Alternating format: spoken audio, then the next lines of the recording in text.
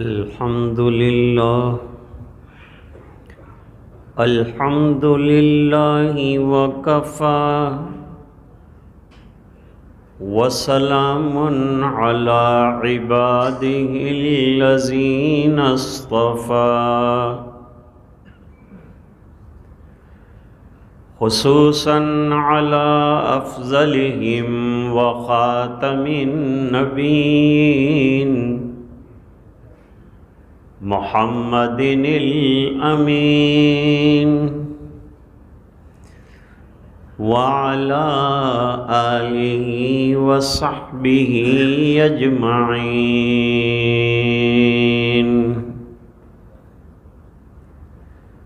أما بعد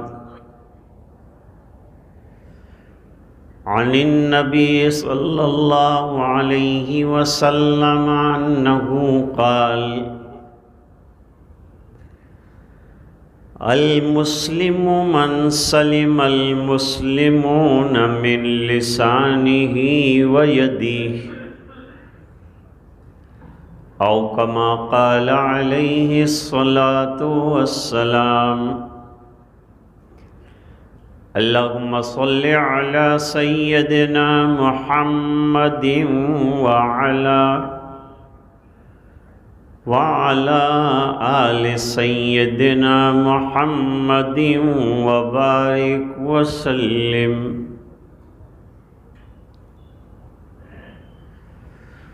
اسلام نے ظاہری صفائی اور پاکیزگی پر زور دیا ہے۔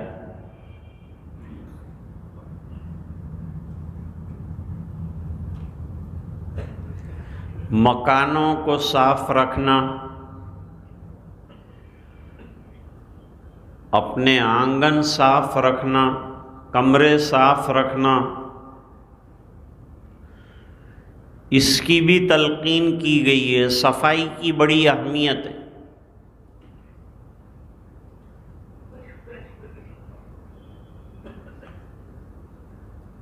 حدیث میں ایک مسئلہ بیان کیا ہے۔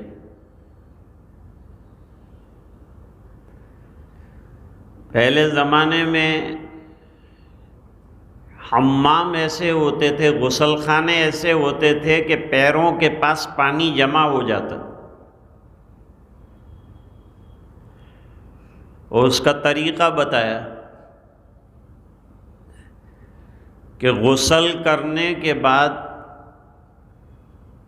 سوکھی جگہ پر کھڑا ہو جائے، غسل خانے میں جہاں پانی جمع نہ ہو، خشک جگہ ہو، وہاں کھڑا ہو کر اپنے پیروں پر پانی ڈال دے، اور پھر اس کو پوری پاکیزگی حاصل ہو جائے۔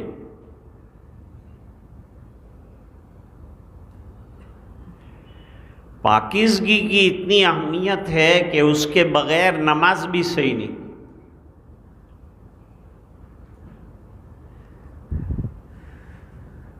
جسم کی صفائی کا خاص اہتمام کیا گیا ہے۔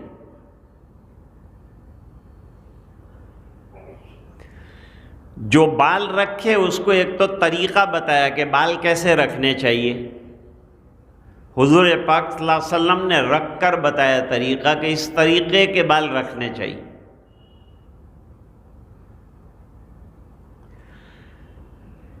اور حضور نے بال منڈوائے ہیں عمرے کے موقع پر، احرام کھولنے کے موقع پر آپ نے بال منڈوائے ہیں، ورنہ عامتاً بال آپ نے رکھے۔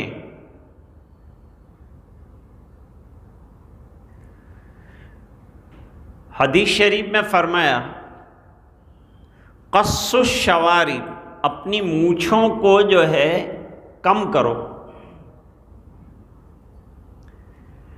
مونچھوں کو اتنی کم کرو کہ سفیدی جو ہے ہونٹوں کی وہ نمایاں ہو جائے۔ مونچھوں کو گھٹانے کے لیے فرمایا، داڑھی کو بڑھانے کے لیے فرمایا۔ اس سے داڑھی کی اہمیت معلوم ہوئی۔ ماں بہنوں کو بھی پانی کا زیادہ استعمال کر کے اپنے آپ کو صاف ستھرا رکھنے کا حکم دیا۔ استنجا میں جو پانی کا استعمال کرنے والے تھے ان کی تعریف فرمائی۔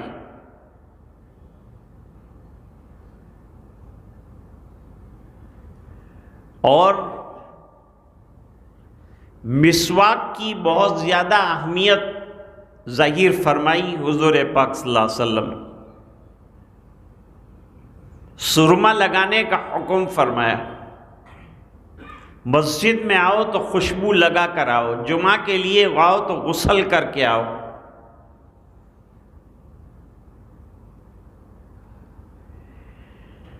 ابن عباس رضی اللہ تعالیٰ عنہما کی روایت ہے اور حضرت عائشہ رضی اللہ تعالیٰ عنہا کی روایت ہے، جمعہ کے دن غسل کرنا مسنون ہے حنفیہ کے یہاں۔ پھر یہ بحث چھڑی ہے کہ جمعہ کا جو غسل کرنا ہے وہ جمعہ کے دن کے لیے کرنا ہے یا جمعہ کی نماز کے لیے کرنا ہے؟ تو حضرت عائشہ فرماتی ہیں جمعہ کی نماز کے لیے کرنا ہے، کیونکہ مسجد نبوی کی چھت نیچی تھی اور چھپر کی مسجد تھی، کچی تھی، گرمی بہت تھی، پنکھوں کا کوئی نظام تھوڑا تھا۔ اور دوسرا یہ کہ نیچے مٹی بچھی ہوئی، اور صحابہ کرام میں دو قسم کے لوگ تھے، ایک وہ جو بازار میں مزدوری کرتے تھے، تجارت کرتے تھے، وہ بازار میں بھی سخت گرمی دوپہر کو،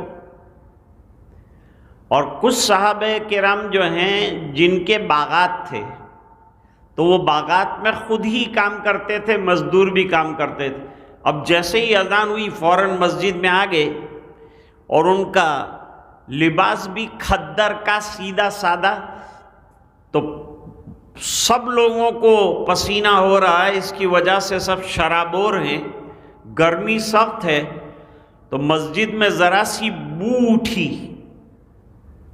تو حضور نے فرمایا کہ جب جمعہ کے لیے آؤ، بڑا مجمع ہو تو غسل کر کے آؤ، نئے اچھا لباس پہن کر آؤ، اور اس کے ساتھ ساتھ خوشبو کا استعمال بھی کرو۔ خوشبو کی خاص تعریف فرمائی، حضور کو خوشبو سے خاص مناسبت تھی، خوشبو کو آپ نے پسند بھی فرمایا۔ پھر زیر بغل اور زیر ناف جو بال ہیں ان کی صفائی کا حکم دیا۔ ناخن ہفتے میں ایک مرتبہ کاٹنا، اور وہ کاٹنے کا بھی طریقہ بتایا کہ کس طریقے سے ناخن جو ہے سنت کے مطابق کاٹے جائیں گے۔ یہ ظاہر کی صفائیاں سب۔ بعض لوگ کہتے ہیں ظاہر کی پرواہ مت کرو، خالی باطن کو بناؤ، اور بعض لوگ کہتے ہیں خالی باطن کو بناؤ، ظاہر کی فکر مت کرو۔ کچھ کہتے ہیں نہیں، ظاہر کو ایک دم زوردار بناؤ، tip top up to date رہو۔ تو صاف ستھرا رہنا، گندے رہنے کو اسلام نے پسند نہیں کیا، یہ صاف بات ہے۔ اور باطن کی صفائی پر بھی زور دیا، قلب کی صفائی پر زور دیا، زبان کی صفائی پر زور دیا۔ زبان کو بھی کنٹرول میں رکھو، اور زبان کو کنٹرول میں رکھنے کے لیے غیبت سے، حسد سے، کینہ کپٹ، بری باتیں، جھوٹ کی کتنی برائی اور مذمت بیان کی، کیونکہ زبان سے جھوٹ نہ نکلے۔ جھوٹی گواہی دینے والے کے اوپر لعنت فرمائی، گواہی جھوٹی مت دو۔ اگر کسی کو گواہ بنایا گیا اور اسے بلایا جائے گواہی دینے کے لیے تو فوراً گواہی دینے کے لیے پہنچ جائے، ٹال مٹول نہ کرے۔ یہ حکم بھی قرآن میں آئے۔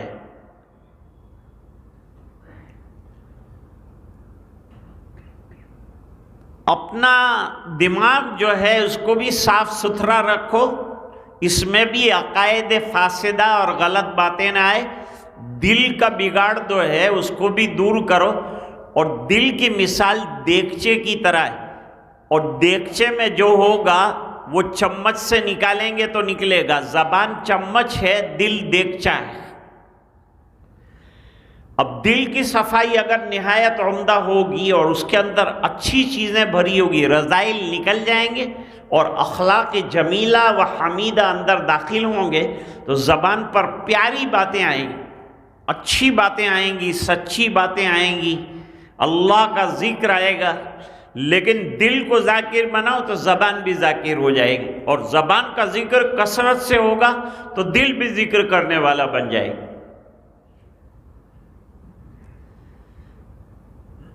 آج میں نے ایک حدیث شریف پڑھی ہے آپ کے سامنے. یہ حدیث شریف کو بخاری شریف میں نقل کیا کتاب الایمان میں، امام مسلم نے مسلم شریف میں روایت کیا ہے، اور صاحب ریاض الصالحین امام نووی رحمۃ اللہ علیہ نے شیخین کی بات کو اپنی کتاب میں نقل کیا ہے. ریاض الصالحین بڑی اہم کتاب حدیث کی. یعنی اگر کوئی زندگی سنتوں کے مطابق اور اخلاق نبوی کے مطابق گزارنا چاہے تو اس کو روزانہ ریاض الصالحین پڑھنا چاہیے اور اس کی احادیث جو ہے اس کے اوپر غور کرنا چاہیے. اور جو چاہتا ہو کہ میری زندگی صحابہ کے اسوہ کے مطابق ہو جائے اور صحابہ کرام کیسی زندگی گزارتے تھے اس کو حیات الصحابہ پڑھنا چاہیے، اس کا مطالعہ کرنا چاہیے.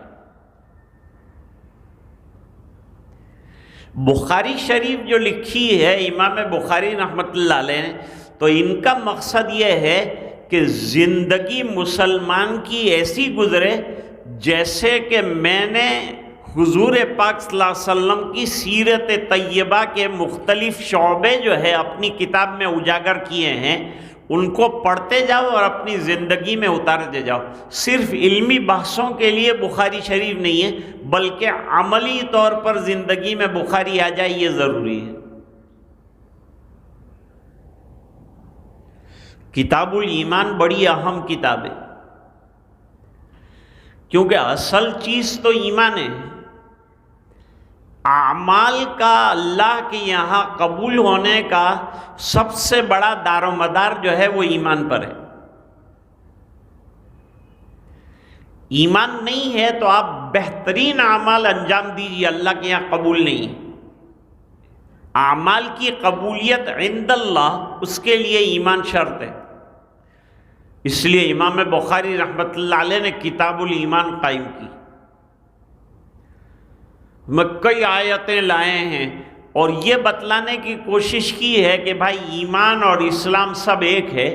ہم لوگوں نے یعنی متکلمین نے فرق کیا ہے کہ ایمان قلب کے یقین صادق کو کہتے ہیں، اور اسلام جو ہے وہ ہاتھ پیر سے جو ایمان کے اعمال بتائے گئے ہیں اس پر عمل کرنے کا نام اسلام ہے. حضرت جبریل علیہ السلام تشریف لائے حضور پاک صلی اللہ علیہ وسلم کے پاس، اور آنے کے بعد یہ بالکل آخری زمانے میں تشریف لائے. ویسے ہمیشہ آتے رہے لیکن اب کے آخری بار آئے، اور 23 سالہ حضور صلی اللہ علیہ وسلم کی دعوتی زندگی اور دینی زندگی اور ایمانی زندگی اور وحی کا خلاصہ 5 سوالوں کے اندر پیش کیا. وہ 5 سوال میں پہلا سوال تھا مل ایمان یا رسول اللہ، ایمان کیا ہے؟ حضور نے الگ جواب دیا کہ ایمان نام ہے یقین کرنے کا، ماننے کا، دل سے یقین کرنے کا، اور وہ اللہ پر یقین کرنا، رسول پر یقین کرنا، ملائکہ پر یقین کرنا، آخرت پر یقین رکھنا کہ مرنے کے بعد اللہ کے سامنے کھڑے ہونا ہے، اور بعث بعد الموت. یہ ایمان مفصل کے اندر جو تفصیل بیان کی ہے وہ ایمان کا خلاصہ ہے. پھر دوسرا سوال کیا مل اسلام، معلوم ہوا ایمان اور اسلام الگ ہے. اس لیے اسلام، جب اسلام کہا تو حضور نے اعمال بیان کیے. وہ اعمال کون سے بیان کیے؟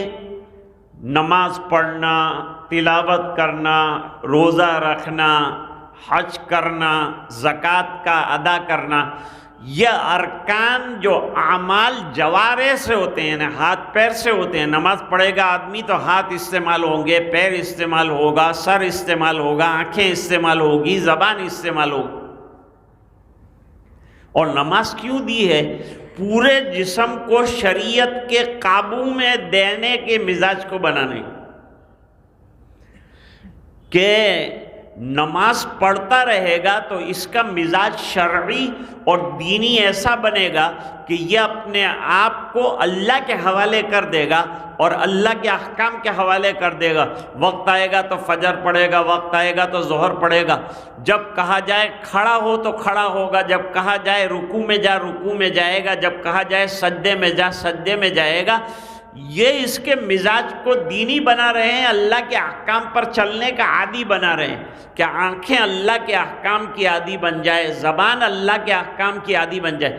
اس بنا پر اگر کسی نے نماز کے اندر کلام الناس کر دیا، یعنی لوگوں والا کلام کر دیا، مثال کے طور پر کسی نے سلام کیا، یہ نماز میں تھا، اور اس نے سامنے والے کو خوش کرنے کے لیے جو ہے وعلیکم السلام کہا، نماز فاسد ہو جائے. کیونکہ کم کا جو لفظ ہے وہ خطاب کا صیغہ ہے، اور خطاب سے کلام الناس کا استحقاق ہوا، اور کلام الناس آنے سے نماز فاسد ہوئی. کسی کو چھینک آئی اور یہ نماز میں تھا اور اس نے الحمدللہ کہا، اور اس نے اس کو خوش کرنے کے لیے یرحمک اللہ کہا، اس کی نماز فاسد ہو جائے. کیونکہ کاف خطاب کا آ گیا اور خطاب کلام الناس کے استحقاق کے لیے ضروری ہو گیا. اس بنا پر کلام ناس کی وجہ سے نماز جاتی رہی. ضرورت پڑنے پر جو ہے سر کا قبلے سے گم جانا، اس کی بھی گنجائش نکالی، لیکن زبان سے کلام ناس اللہ اکبر کہا، وہاں سے دنیا سے اس کا تعلق کٹا. جیسے ہی اللہ اکبر سے نماز شروع کرے گا تو اس کا دنیا سے تعلق کٹے گا، اللہ سے تعلق جڑ گیا. اب جب اللہ سے تعلق جڑ گیا تو اب دنیا والوں کی باتوں سے بھی تعلق نہیں رہا اور دنیا والوں کے کلام سے بھی تعلق نہیں رہا. ہاں، ایک زمانہ تھا جب سلام کا جواب نماز میں دیا جا سکتا تھا، نعم یا لا بھی کہہ سکتے تھے، لیکن پھر حکم آیا وَقُومُوا لِلَّهِ قَانِتِينَ، نماز میں بالکل خاموشی اختیار کرو. یاد رکھو، حنفیہ نے ایک قاعدہ اور ایک ضابطہ طے کیا ہے. وہ ضابطہ یہ ہے کہ نماز حرکتوں سے سکون کی طرف آئی. نماز میں پہلے حرکتیں تھیں کیونکہ عرب کے مزاج میں جو ہے وہ جماؤ کسی چیز کے اوپر تھا نہیں، اس لیے حرکتوں کی اجازت دی تھی. حرکتیں کم کرتے کرتے کرتے آخری حکم یہ آیا کہ اب نماز کے اندر کسی قسم کا دنیاوی کلام جو ہے وہ جائز نہیں ہے، یہاں تک کہ سلام کا جواب بھی جائز ہے. پہلے سلام کا جواب جائز تھا. تو زبان کو کنٹرول کرنے کا مزاج کب بنے گا؟ جب آدمی نماز کا پابند ہو جائے گا. جب آدمی ذکر کا پابند ہو جائے گا تو زبان کنٹرول میں آ جائے گی. پھر زبان سے جو رات دن اللہ اللہ زبان سے کرتا ہو، جھوٹ کائے کو بولے گا؟ جھوٹ سے اپنے آپ کو بچاؤ. جھوٹ بالکل عام ہو گیا موجودہ دور میں. جھوٹ بولنا، جب سے یہ موبائل آیا ہے، جب سے جھوٹ کی نشر و اشاعت عام ہو گئی. حالانکہ حدیث شریف میں شہادت زور اور قول زور، فَاجْتَنِبُوا الرِّجْسَ مِنَ الْأَوْثَانِ وَاجْتَنِبُوا قَوْلَ الزُّورِ، بت پرستی سے اپنے آپ کو بچاؤ اور جھوٹ بولنے سے اپنے آپ کو بچاؤ. آدمی جھوٹ بولتے بولتے جھوٹ بولنے کا اتنا عادی ہو جاتا ہے کہ جھوٹ کی برائی اس کے دماغ سے نکل جاتی، دل سے جھوٹ کی برائی ختم ہو جاتی، کیونکہ وہ ایک روٹین بن گیا، بولتا ہی رہتا ہے بولتا ہی رہتا ہے، تو اس کو احساس بھی نہیں ہوتا کہ میں جھوٹ بول رہا ہوں. صحابہ کرام ایسے گناہوں کو مہلک اور خطرناک سمجھ، بہت زیادہ بچتے تھے۔ ایک محدث کا واقعہ ہے کہ وہ حدیثیں لینے کے لیے ایک محدث کے پاس پہنچے۔ وہ محدث گھوڑے کو قریب بلا رہے تھے اور انہوں نے ڈول جو ہے وہ ٹیڑھا کر رکھا تھا تاکہ گھوڑا جو ہے اس میں چارہ سمجھ کر آ جائے۔ تو یہ جو جانے والے تھے انہوں نے پوچھا کہ ڈول میں کوئی چارہ یا کوئی چیز ہے؟ کہا نہیں ہے۔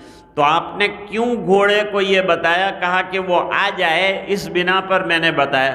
تو کہا آپ جب گھوڑے کو دھوکہ دے سکتے ہیں تو امت کو بھی دھوکہ دے سکتے ہیں، اس بنا پر آپ کی حدیثیں میں لمبا سفر کر کے آیا ہوں لیکن لوں گا نہیں۔ اتنا احتیاط ہے۔ ایک محدث کے 2 بیٹے تھے،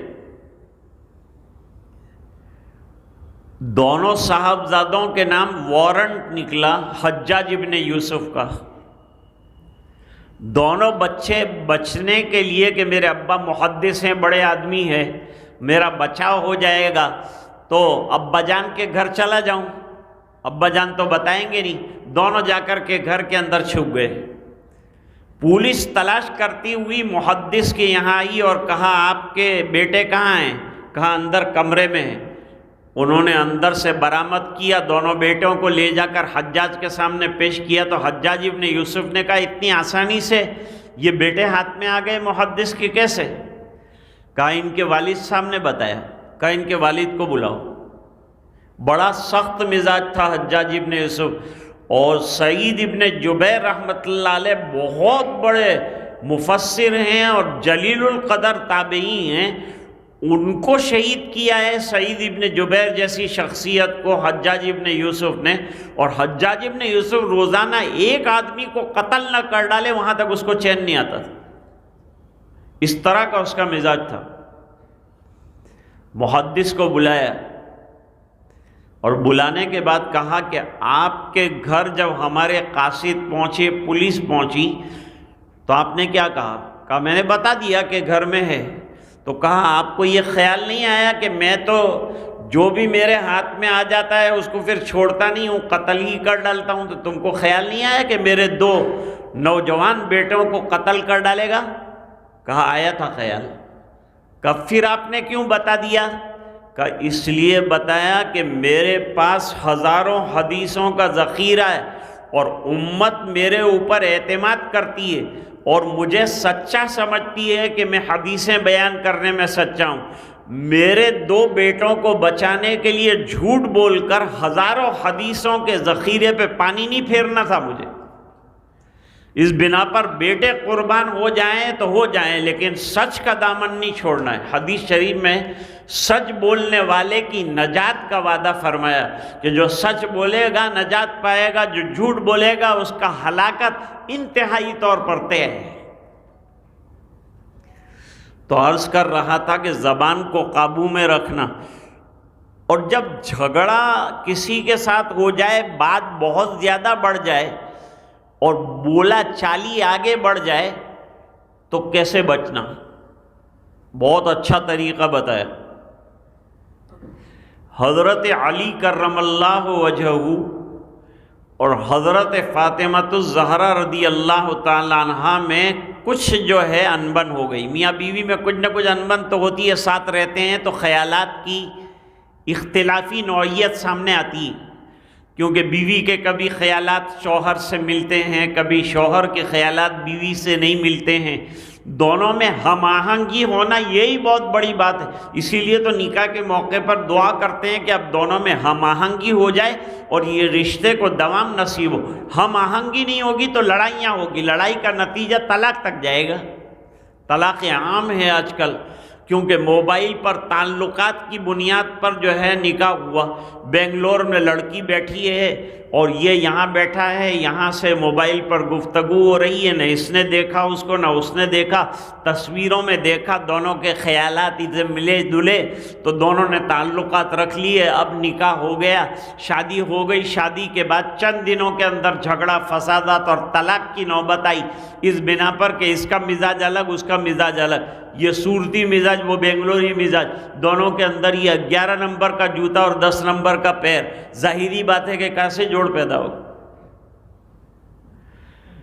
تو وہ تعلقات ختم ہو جاتے ہیں اور طلاق کی نوبت آتی ہے۔ طلاق بالکل عام ہو گئی، موجودہ دور میں طلاق عام ہو گئی، اور شادی اور افیئرس ناجائز تعلقات بہت زیادہ ہو گئی۔ یہ موبائل کی وجہ سے ناجائز تعلقات لڑکوں نے بہت زیادہ بڑھا دیے، رات کا وقت پورا جو ہے وہ اسی میں گزارتا ہے۔ ایک بیچارہ باپ اتنا ابھی میرے سامنے رویا، اس نے کہا ہم اپنے لڑکے کو 25 لڑکیاں بتا چکے لیکن اس کو ایک بھی لڑکی جمتی نہیں ہے۔ ارے بیٹا تو بتا، تیرے کو کوئی لڑکی پسند آتی ہے؟ تو اس نے ناسک یا پونا کے اندر کوئی لڑکی بتائی، وہ لڑکی جو ہے یہ سادات، اور وہ لڑکی کوئی مہاراشٹرین اور وہ بھی مسلمان نہیں۔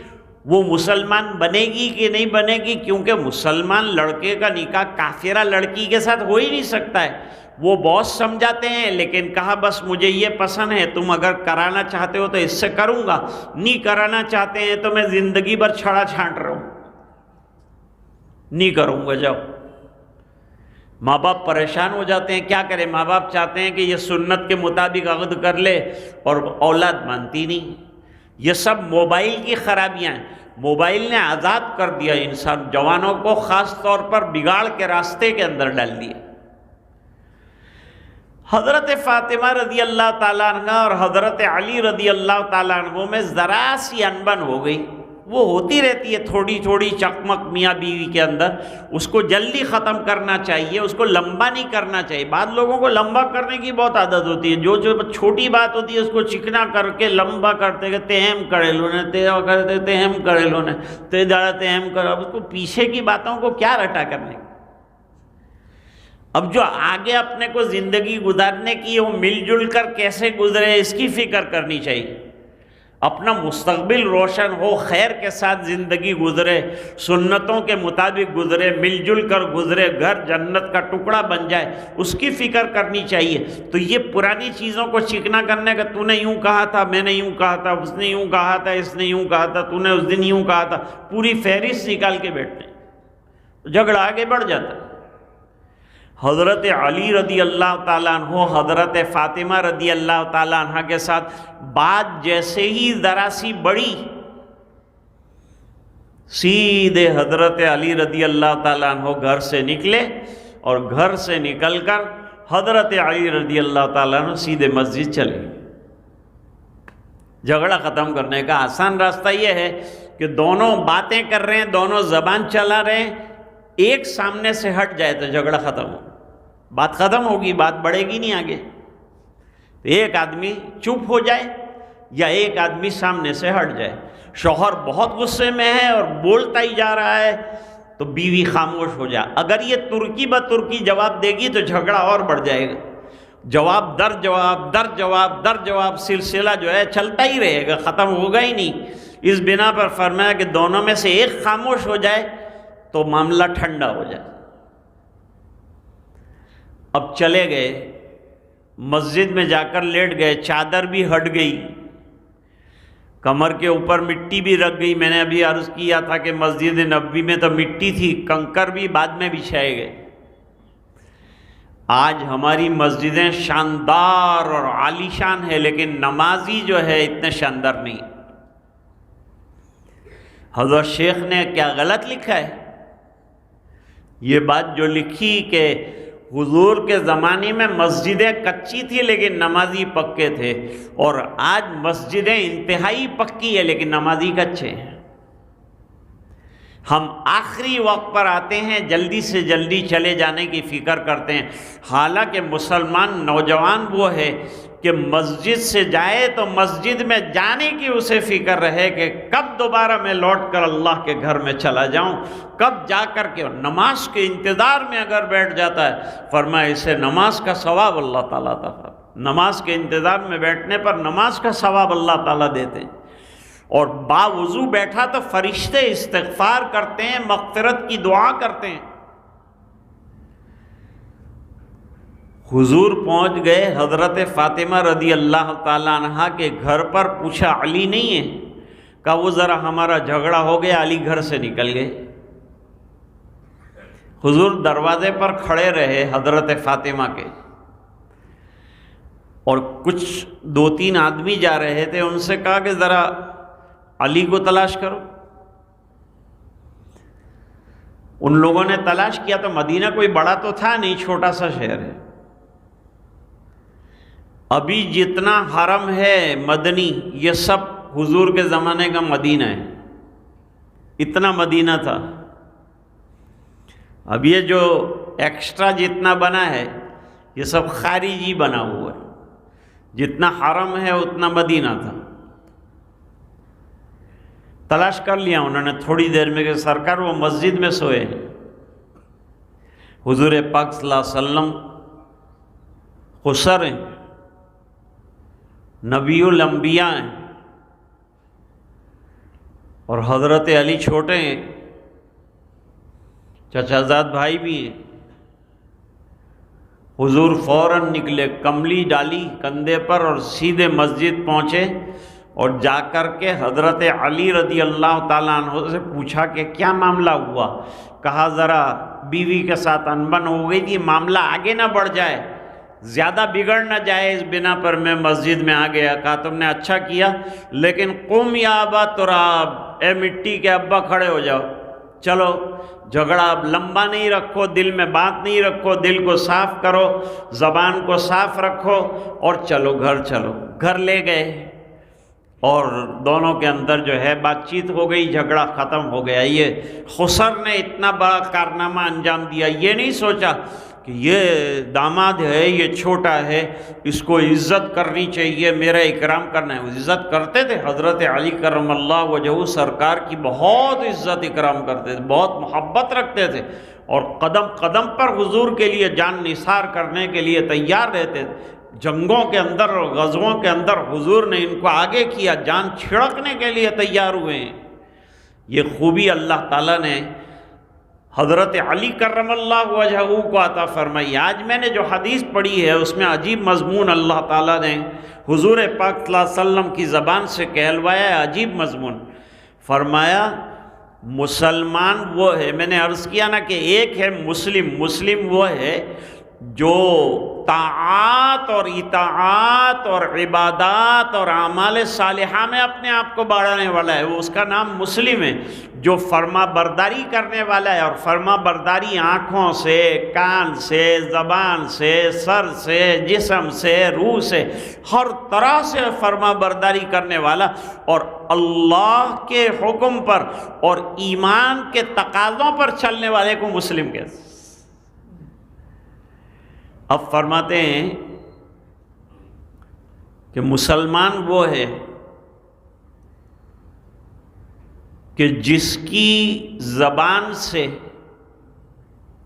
اور جس کے ہاتھ سے لوگ محفوظ ہوں۔ اب یہاں حدیث میں ایک لفظ بڑا ہے، المسلم من سلم المسلمون۔ مسلمان وہ ہے کہ دوسرے مسلمان اس کی زبان سے اور اس کے ہاتھوں سے کوئی تکلیف نہ پائیں۔ اس کا مطلب یہ ہے کہ غیر مسلموں کو تکلیف دے سکتے ہیں۔ دوسری ایک حدیث ہے جس کے اندر لفظ مسلم نہیں ہے۔ حضرت شاہ مولانا ابرار الحق صاحب ہردوئی رحمۃ اللہ علیہ نے فرمایا کہ مسلم کی قید اس بنا پر لگائی ہے کہ آدمی اپنے سماج میں اور معاشرے میں رہتا ہے، تو مسلمان رہے گا تو مسلم سماج کے اندر رہے گا، تو نقصان اگر اس کی زبان سے پہنچے گا تو سماج کو پہنچے گا اور اپنے لوگوں کو پہنچے گا، اس لیے لفظ مسلم کا ہے۔ ورنہ مسلمان کی شان یہ ہے کہ اس کی زبان سے نہ مسلمان کو کوئی تکلیف ہونی چاہیے، نہ غیر مسلم کو تکلیف ہونی چاہیے، نہ کسی انسان کو تکلیف ہونی چاہیے، اور نہ اس کے ہاتھ سے کسی کو تکلیف ہونی چاہیے۔ ہاتھ کا نمبر بعد میں آتا ہے، زبان کا نمبر پہلے آتا ہے، اس بنا پر کہ زبان سے آدمی گفتگو پہلے شروع کرتا ہے، جتنی حرکتیں بعد میں ہوتی ہیں وہ تمام اعمال جو ہیں وہ بعد کے ہیں۔ پہلے زبان حرکت میں آتی ہے، اس کے بعد جسم حرکت میں آتے ہیں، اس کے بعد ہاتھ حرکت میں آتے ہیں، اس کے بعد ہتھیار حرکت میں آتے ہیں، اس کے بعد تلواریں حرکت میں آتی ہیں، اس کے بعد جسم حرکت میں آتا ہے، دشمنیاں بڑھتی ہے، آگے چلتی ہیں۔ زبان کو کنٹرول کرنے کے لیے حضور پاک صلی اللہ علیہ وسلم نے فرمایا مسلمان کی شان یہ ہے کہ اپنی زبان کے اوپر قابو رکھے، زبان سے کوئی ایسی بات نہ نکالے کہ سامنے والے کا دل ٹوٹے، دل دکھے۔ سامنے والے کے دل کو دکھانے سے اپنے آپ کو بچانا چاہیے اور محفوظ رکھنا چاہیے۔ یہ مضمون تفصیلی ہے، انشاءاللہ اس کو آئندہ بھی جب 26 ستمبر کو حاضری ہوگی تو پھر اسی حدیث پر دوبارہ جو ہے وہ گفتگو کریں گے۔ البتہ یہ زبان کی حفاظت یہ باطن اور اندر کی پاکیزگی سے تعلق رکھتا ہے، اور ظاہری بات ہے کہ دل کی صفائی جتنی زیادہ ہوگی اتنا ہی زیادہ جو ہے زبان کے اندر صفائی آئے گی۔ دل کنٹرول میں رہے گا تو زبان بھی انشاءاللہ کنٹرول میں رہے گی۔ اللہ تعالیٰ ہم سب کو سمجھنے کی توفیق عطا فرمائے۔ وآخر دعوانا ان الحمد للہ رب العالمین۔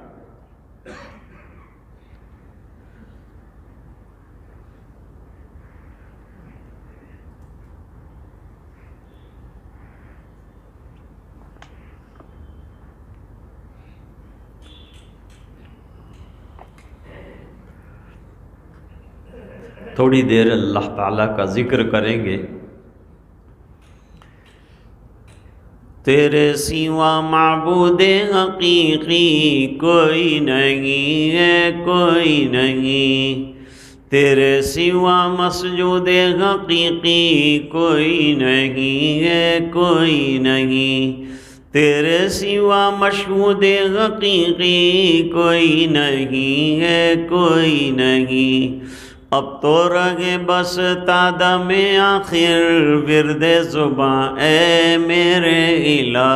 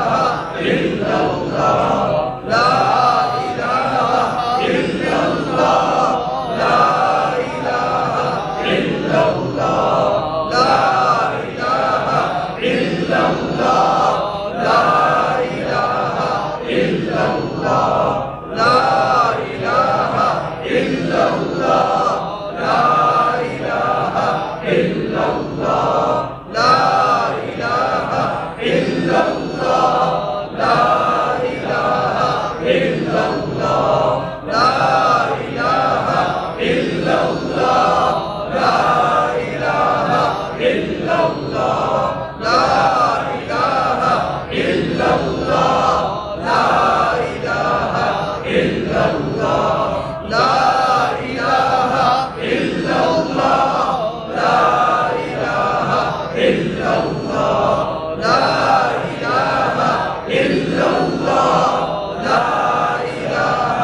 إلا الله لا إله إلا الله لا إله إلا الله لا إله إلا الله لا إله إلا الله لا إله إلا الله لا إله إلا الله لا إله إلا الله لا إله إلا الله محمد الرسول اللہ صلی اللہ تعالی علیہ وعلا آلہ واصحابہ وازواجہ واتباعہ واہل طاعتہ وعلماء امتہ اجمعین وبارک وسلم تسلیما کثیرا کثیرا کثیرا۔ اب تھوڑی دیر کے لیے انشاءاللہ مراقبہ کریں، سر کو دل کی طرف جھکائیں، آنکھیں بند ہو، جسم میں نقل و حرکت نہ ہو، زبان کو اوپر کے تالو سے لگائیں اور لگاتار ایک ہی تصور رکھیں، اللہ کی رحمت برس رہی ہے، دل میں سما رہی ہے، دل اللہ اللہ اللہ کر رہا، یہ تصور لگاتار کرنا۔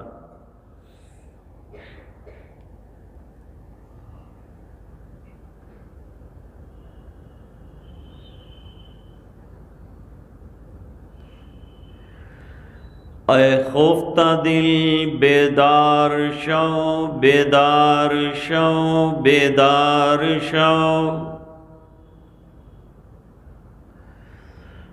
در ذکر حق مشغول شو مشغول شو مشغول شو۔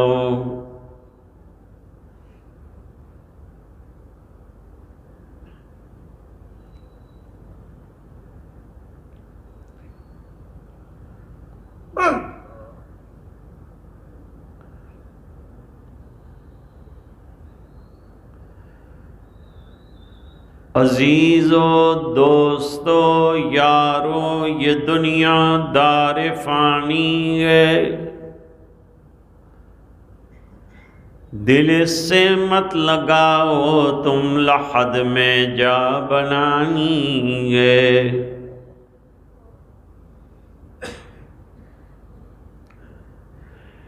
تو آیا بغیر طاعت پھنسا لذات دنیا میں، عقل کھوئی گئی تیری یہ کیسی نادانی ہے۔ تو روزے رکھ نمازیں پڑھ خدا کو یاد کر ہر دم، کہ یہ نیکی تجھے ایک دن کام آنی ہے۔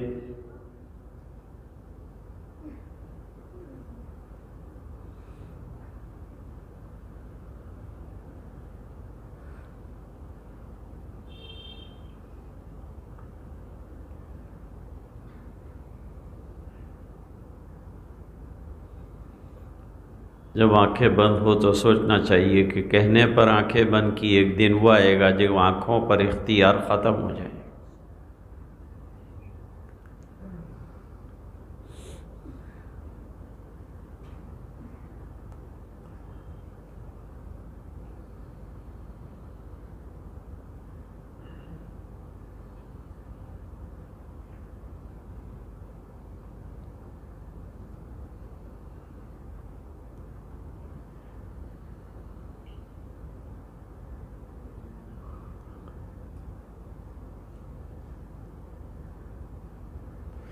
لا الہ الا اللہ محمد الرسول اللہ، یا اول الاولین و یا آخر الاخرین و یا رحم المساکین و یا خیر المسئولین و یا اکرم الاکرمین و یا غیاث المستغیثین و یا ارحم الراحمین، ارحمنا واعف عنا فإنک مجیب الدعی۔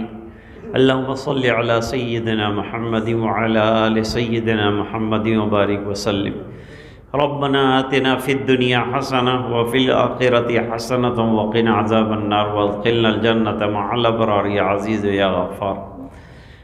اللہم ان قلوبنا ونواصینا وجوارحنا بیدک لم تملکنا منها شیئا فاذا فعلت ذلك بنا فکن انت ولینا واہدنا الی سواء السبیل اللہم آت نفوسنا تقواها وزکها انت خیر من زکاها انت ولیها مولاها۔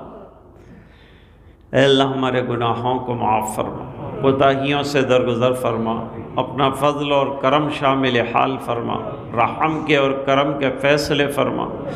اے اللہ گناہوں سے ہماری حفاظت فرما، ہماری زبان کی حفاظت فرما، دل کی حفاظت فرما۔ اے الہ العالمین ہمارے ایمان کی حفاظت فرما، جان مال عزت آبرو کی حفاظت فرما، اپنی رضا دائمی عطا فرما، نیکیوں کا ذوق شوق عطا فرما، تو ہم سے راضی اور خوش ہو جا۔ اے اللہ نبی کریم صلی اللہ علیہ وسلم کی اتباع زندگی کے ہر شعبے میں نصیب فرما۔ اے الہ العالمین تیری مرضیات پر چلنے والا بنا، نامرضیات سے اللہ ہماری حفاظت فرما۔ اے اللہ نیکیوں کا شوق عطا فرما، ذوق عطا فرما، تیرا شوق، تیرا ذوق، تیری معرفت، تیرا عشق عطا فرما۔ اے الہ العالمین گناہوں کی نفرت ہمارے دلوں میں جاگزین فرما، دل کے بگاڑ دور فرما، ظاہر اور باطن کی اصلاح فرما۔ اے الہ العالمین زبان کے گناہوں سے، دل کے گناہوں سے، جسم کے گناہوں سے، اے اللہ باطنی گناہوں سے ہماری حفاظت فرما۔ اے الہ العالمین جو حالات ملک کے خراب ہوں اپنے فضل سے خیر والے عافیت والے فرما دے، جملہ مسلمانان عالم کی حفاظت فرما۔ اے اللہ ایمان والوں کی حفاظت فرما۔ اے اللہ یہاں کے رہنے والے ایمان والوں کی حفاظت فرما، مساجد کی، مدارس کی، خانقاہوں کی، مقابر کی، مراکز دینیہ کی حفاظت فرما۔ اے الہ العالمین بیماروں کو شفا عطا فرما، پریشانوں کی پریشانیاں دور فرما، ایمان پر دنیا سے جانے والوں کی مغفرت فرما۔ اے اللہ پورے مجمع کی مغفرت فرما، ماں بہنوں نے بھی ہاتھ اٹھائے اللہ ان کی بھی مغفرت فرما، اور ان کے دل میں جو حاجات ہیں وہ تمام حاجات کو پورا فرما، غیب سے کفایت فرما۔ اے اللہ خیر کے عافیت کے فیصلے فرما۔ اے الہ العالمین جو مانگا ہے عطا فرما، جو مانگنے سے رہ گیا اپنے فضل سے نصیب فرما۔ خیر کی لائن سے میرے آقا نے جو کچھ مانگا ہمیں عطا فرما، جن سے پناہ مانگی اللہ ہمیں پناہ نصیب فرما۔ اے اللہ یہ دعائیں اپنے فضل و کرم حبیب پاک صلی اللہ علیہ وسلم کی برکت سے قبول فرما، برحمتک یا ارحم الراحمین۔ السلام علیکم ورحمۃ اللہ وبرکاتہ۔